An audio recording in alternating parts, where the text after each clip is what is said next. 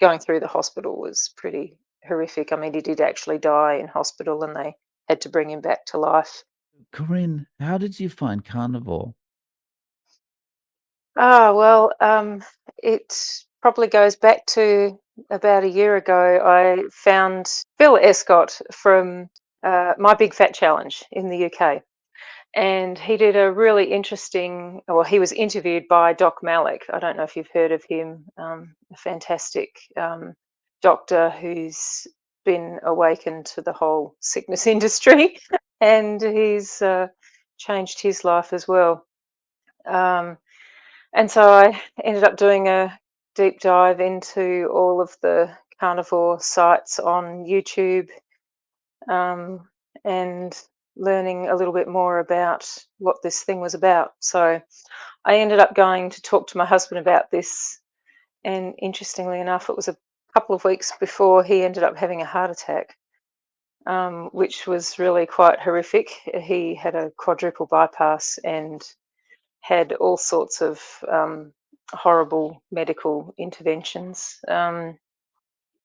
So yeah, the timing couldn't have been better, I suppose. Not that we've managed to get very far with the medical industry; they're still stuck in the whole cholesterol thing, and got him on some horrible, cholesterol medication, which is, made his cholesterol the lowest dangerous level that I consider, and I'm still trying to argue with him and the doctors about trying to get him off it. But anyway, then we ended up having a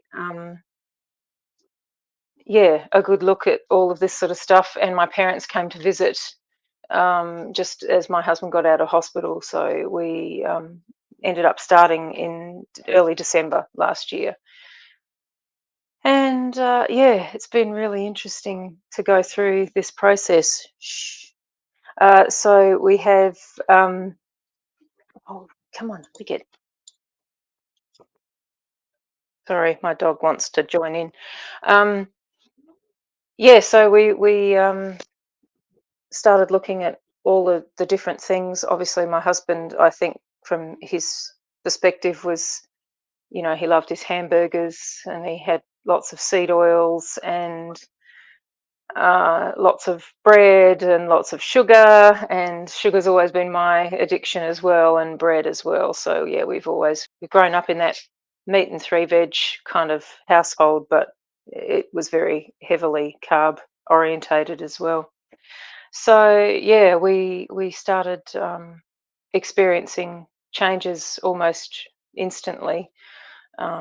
He doesn't say a lot, but he's lost a lot of weight.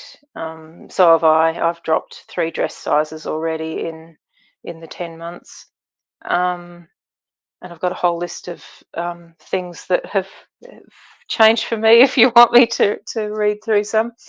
Um, just general aches and pains, I suppose, has been really interesting. And I noticed, I guess you reach an age where you start to get a bit nervous about going up ladders and what have you, and that has completely changed. I'm really quite surprised at how um, much more confidence you get when I think your strength improves. It's really strange. It's hard to describe it. It's like this feeling of having suddenly a lot of strength and flexibility back, right? Yeah, yeah. And I wouldn't go up any, ladders up to the roof level or anything. And then, probably 2 or 3 months in, I went and painted a really tall, over a house height building without having any issues about going up and down the ladder all day long, which was quite amazing. I used to have clicking knees I damaged my knees tiling in my 30s, and they used to click every time I go up and down the stairs, and now the clicking's gone. My knees are better. I can kneel anywhere, and I don't have any problems, which is really amazing. I used to have a really bad sore hip. Obviously, they just say that's aging, but yeah, we all know better now that we have been in this situation. Um, oh, my pelvic floor muscles have actually improved, which is really interesting. As you start to age, those things don't work as well. But no, no. no problems at all anymore. Yeah, my skin has improved. Not that I had bad skin or anything, but I've heard a few people say, that they seem to be reverse aging, and my skin's certainly gotten better. And a lot of people have come up to me and said, "Oh, you've got such a healthy glow about you." And I remember at the end of last summer, because we don't get as much sun down here, and it takes me a while to get a tan on, but a lot of people came up to me and said, "Wow, you look amazing. How, you're looking so healthy." So that's kind of interesting. Oh yeah, and I've had two people come up to me and they've tapped me on the shoulder and they said, "Are you okay?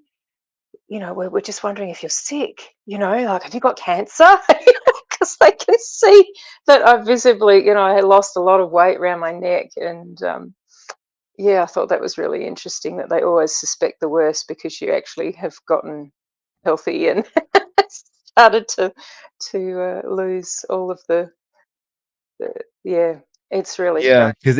because it's not normal for people these days to be aging backwards and Yes, losing the yeah, weight and that kind of thing, yeah. right? And always having been fair, I've always struggled to get a suntan and got myself in trouble in the Australian sun quite often in my youth.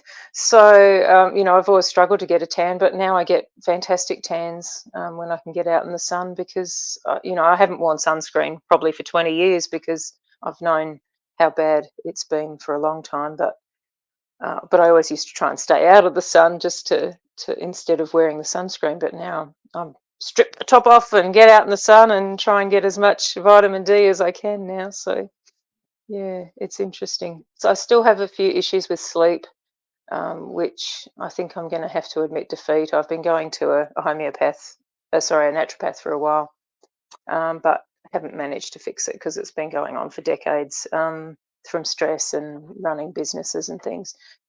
So I'm biting the bullet and possibly going to see a doctor, which is really goes against my my every grain.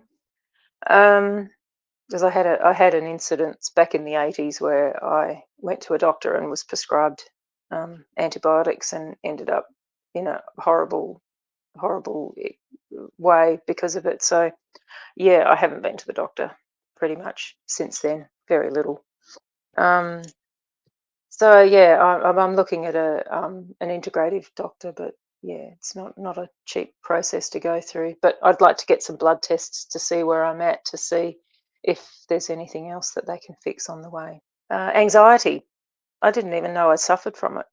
And one of the first things that a friend said to me that we see quite often when I first started the diet was, your whole personality's changed. She said, "You've become so much more calm." And I never even considered myself to be anxious, which is really strange because I guess if you're not going to the doctor all the time, then you're not gonna not gonna be talking about all these things, I suppose. Oh, my gums. My gums used to be quite swollen, and that's also a problem that my husband's had. He should have been going to the dentist quite a lot and getting some dental work looked at. He's had gum disease, I'm sure, for a long time, but his has all cleared up, and so's mine. I've now got really smooth where the gums join the teeth. It used to be quite round, and obviously that's inflammation. And now it's really smooth. And if I wasn't having cream in my dandy drinks that I have, I probably wouldn't even need to brush my teeth at all because I think I've heard quite a few people say that too. I still enjoy my dairy. Yeah, and my muscles are growing. Like I said before, I'm feeling stronger. I'm not doing any more exercise other than, manual labor, doing painting and doing different things around the place. I'm walking taller, like I'm standing more upright. So I guess my back muscles have strengthened, and it's really interesting. I think it's affected quite a lot of um, my body in terms of how I walk. Like I think it's straightened up my uh, wearing off the edges of my shoes. You know how you some people walk and they wear the corners off their shoes. Because I'm walking proper, more upright, I suppose. That seems to be fixing. And I also started to have, I'm not sure if it's a bunion or something, like when you get older, your feet spread, and I started to get this lump on the side of my foot on both sides, so it was obviously more of an aging thing or possibly inflammation.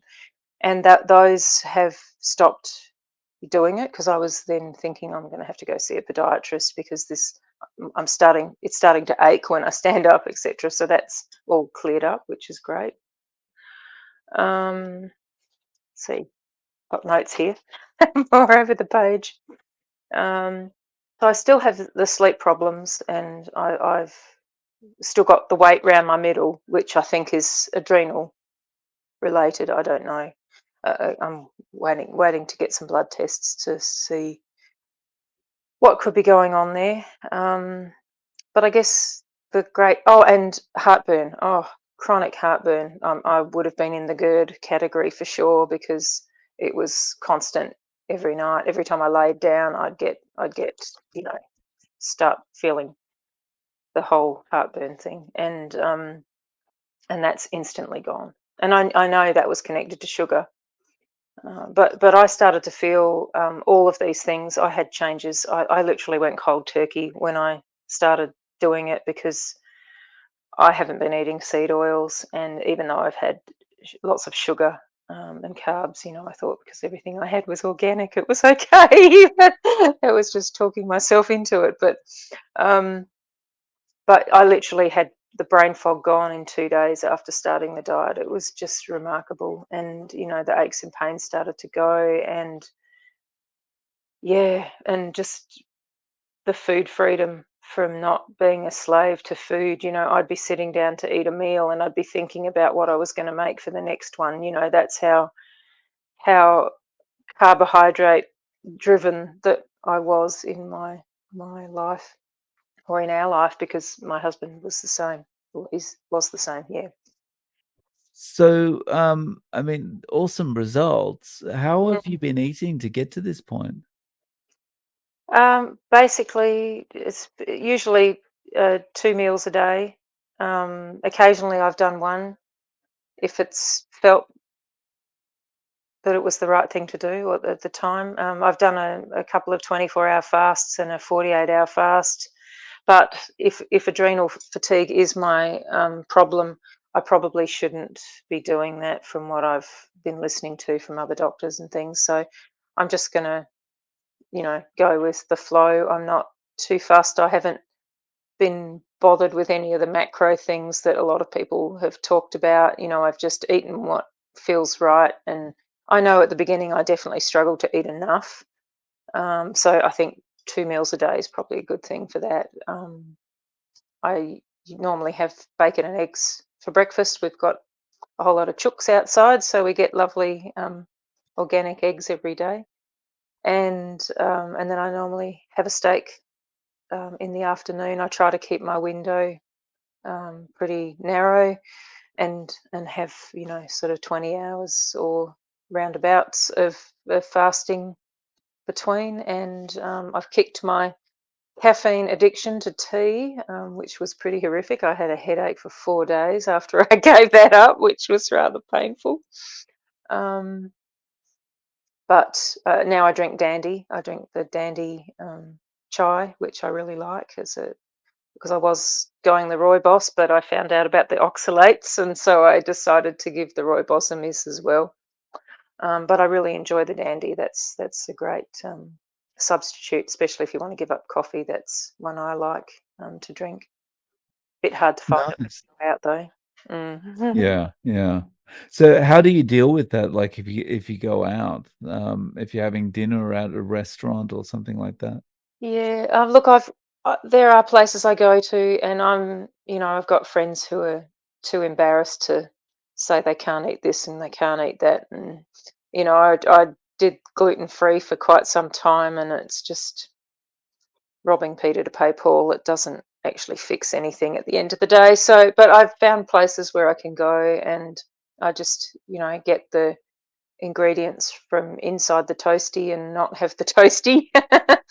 So, yeah, and but I have to say we're probably saving a fortune because we aren't going out to eat as much as we used to. We go out for drinks, and that's probably it. So that's probably not a bad thing either. Oh, oh, nice. So your husband suffered this heart attack in November. Mm. Um, how has his recovery been? And do you feel like he's being helped with doing carnivore? Oh, look, for sure. His HbA1c has dropped from pre-diabetic back into the normal range. But being part of the public health system, you don't really get proper testing, and so you can't ask for too many things. And all they really want to do at the end of the day is prescribe drugs and drugs and drugs and drugs. And as far as they're concerned, he's going to be on them for life. But from the research I've been doing, if he can get off the statins, he's got a chance. That's the statins sorry, the cholesterol is required to actually help rebuild the heart, which has been damaged. So I think it's possible, but he has to make his choice, and I can't force him to do it. I'm just grateful that he's at least come with us on this journey to eat this way, which is great. So he's eating a few veggies, but he's given away the lollies, and he's given away the biscuits and the bread and and the seed oils and all of the other things that used to probably cause all the inflammation. So yeah, he's lost a lot of weight, and I mean, he's always been very active and physically fit.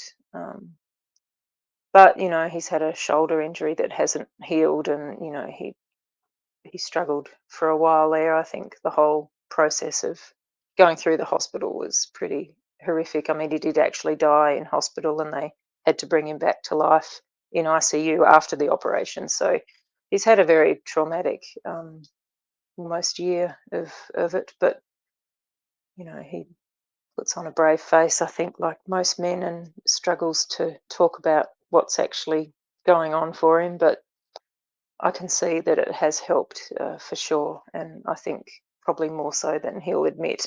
Or maybe that's why he's still doing it, because it has been helping him. So yeah. Yeah. Yeah. Well, I hope he continues to get better. I mean, as far as the statins go, they just like when as soon as it happened, they discharged him with a prescription for statins. Oh yeah, and truckloads of other medication. I mean, you should have seen he had 10 IVs in him in the ICU after the operation. They were pumping truckloads of everything into him. So I have no idea what it was, but and some of the nurses alluded to the fact that he may have actually died because his heart stopped because of the medication that he was on, because we don't even take Panadol in our house, like it's it's not something we do. And here he is, he doesn't even remember most of the time he was in hospital. That's how traumatized it must have been for him. So yeah, it was a pretty surreal time to be going backwards and forwards in all that sort of stuff. And yeah, Mm, seeing a very sick hospital system, yeah, it's pretty broken. yeah. I mean, the ICU staff were incredible, but the staff on the ward were just absolutely appalling, absolutely shocking. Yeah. Yeah. I don't I don't really know, what's happened with the Australian medical system because it's been so long since I've lived there. But yeah, Mhm. when Australians talk about the system now, it's starting to sound a lot like the way British people talk about the NHS. Mm. Yeah, I think they're probably running about on par. So many people left because of the jabs, and they still aren't talking about it. There were no compensation for the people that lost their jobs, and that a year later they were allowed to come back to work. But a lot of them are leaving now because they can see it's even worse than it was before all of this happened, because the system's just crumbling. There's no. It's just, Yeah. yeah, falling So, apart. And I think they get worried about masks and all of that stuff, and they forget about the basics. My husband said to me when he was in ICU, he was in there for 5 days after he had the operation, and he said to me, "What's the time?" And I said, "Oh, it's 3:45." And he says, "Is that in the morning or the afternoon?" He didn't know whether it was day or night. And I've been listening to Dr. Jack Cruz, who's a neurosurgeon, and he said in one of his talks, if I had my way and I was doing operations, I would have people out in the sun doing the operations outside, because that's where they need to be to heal. And he didn't even see daylight. He had, and then when they put him back in the ward, there was no room he could go sit in to get sunlight on him or anything, like the whole system is screwed. And he leaves the hospital with a prescription for vitamin D, which I think was hilarious. So all I had to do was give them a window and some daylight, and they put you in a room with another person, and you're under all this blue light, and the whole system is just really, it's destined to fail. And then on top of that is the food. I mean, like, they're bringing him in strawberry flavored yogurt and just absolute rubbish. Fake custard with 50 ingredients on the label, and everything's in plastic, and it's like, oh, they just don't even understand the basics. And he just kept asking for fish, and I probably should have just gone down to the fish and chip shop and got him a piece of fish and brought it in. But I ended up just making a whole lot of bone broth and bringing it in thermoses and just feeding it to him. But because he was just so traumatized, he just was having such a hard time coming to after the operation. But The most weight I've ever put on in a short amount of time was when I was in hospital. no, he actually Because lost. the food's so bad, It's you know? shocking. Yeah, yeah. Yeah. But he did, the weight just fell off him because he wasn't eating, because I think all the trauma, his body just couldn't cope. And yeah, it was a very a very hard time, and it was a long Yeah. drive for me as well. So yeah, it was a lot to handle. Yeah. So, how have people around you reacted to your new way of eating? Well, apart from being asked if I've got cancer, quite a few people have come up to me and said, that they think I'm looking great. So that's really nice to hear. Um, but yeah, our best friends were quite shocked at everything that happened to Steve, my husband, and um, they were, we used to see them on a regular basis, so they'd watch what happened to us and the changes that happened to us, and both of them decided to join us on this journey. So about 3 months after we started, they we didn't hassle them or anything. Well, actually, my friend's husband's Dutch, and so he was adamant that he was not going to give up his bread because that's in his blood.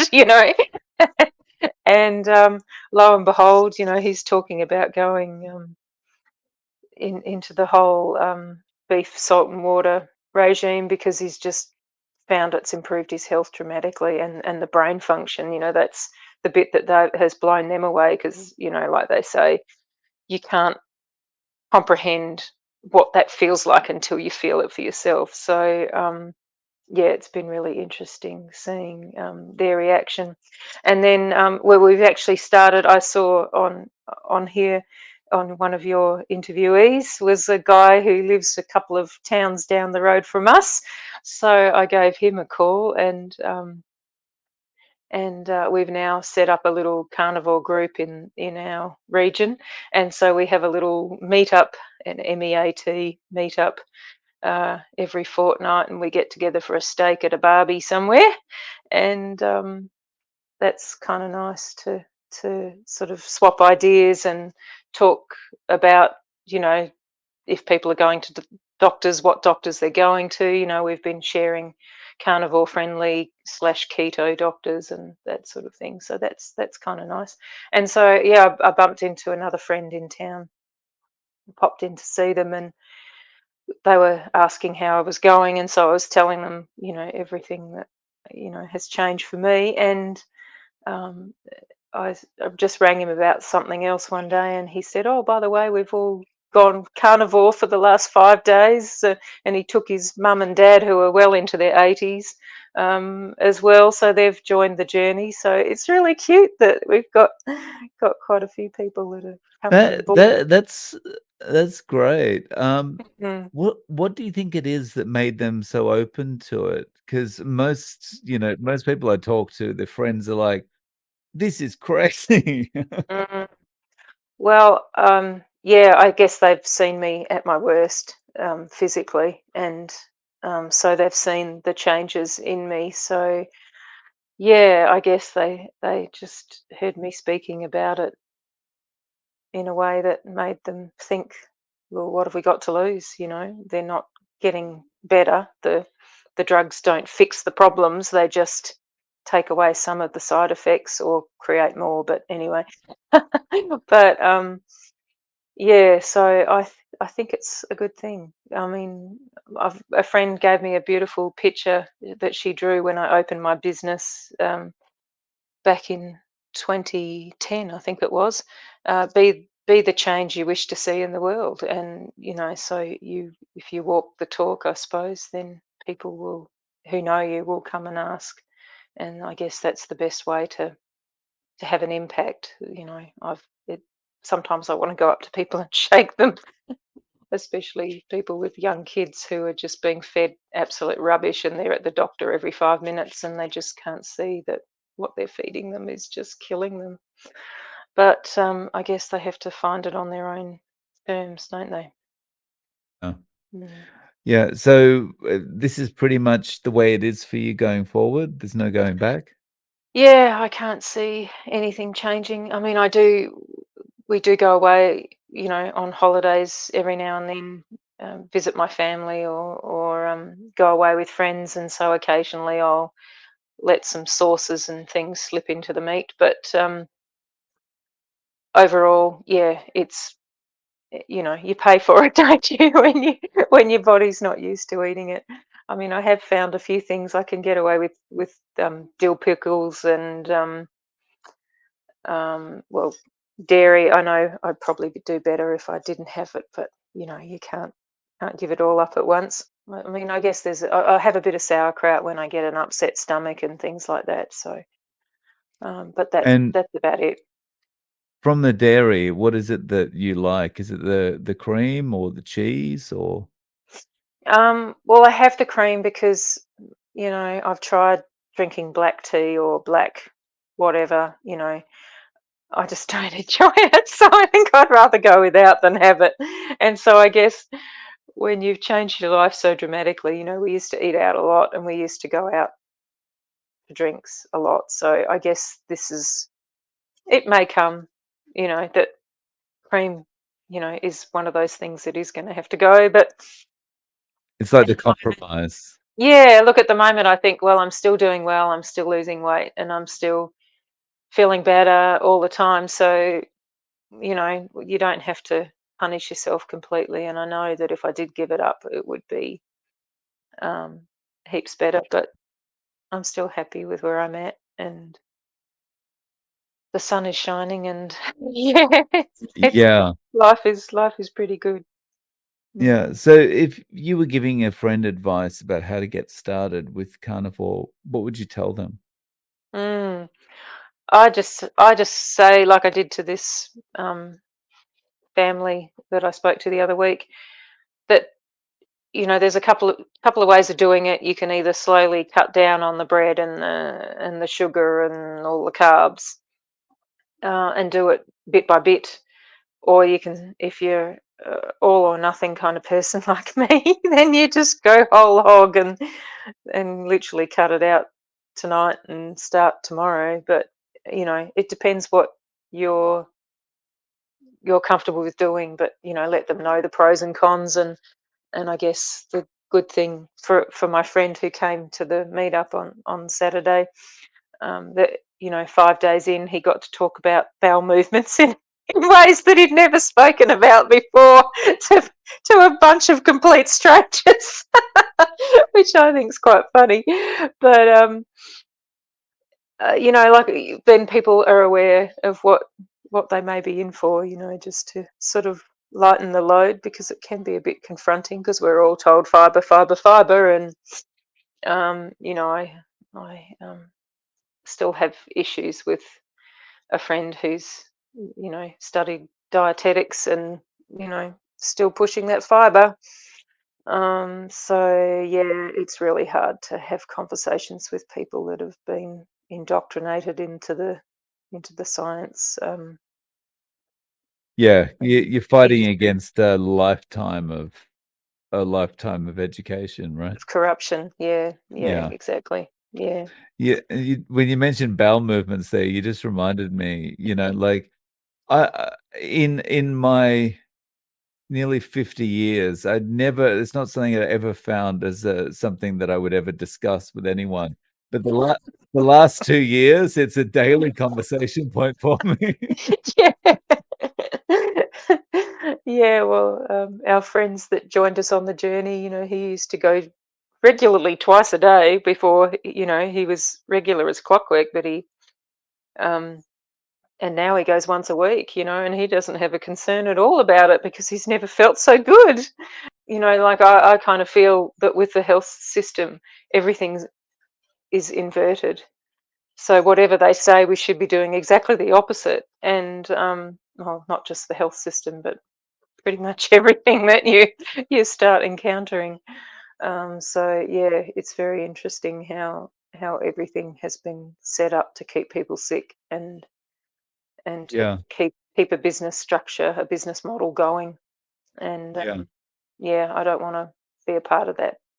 I mean, I'm grateful that we had the system for my husband when he had a heart attack to do that sort of stuff, but the rest of it is not up to scratch. No, yeah, yeah. I mean, if the education was right around this, then the likelihood of getting to the point where we have a heart attack would be much less, right?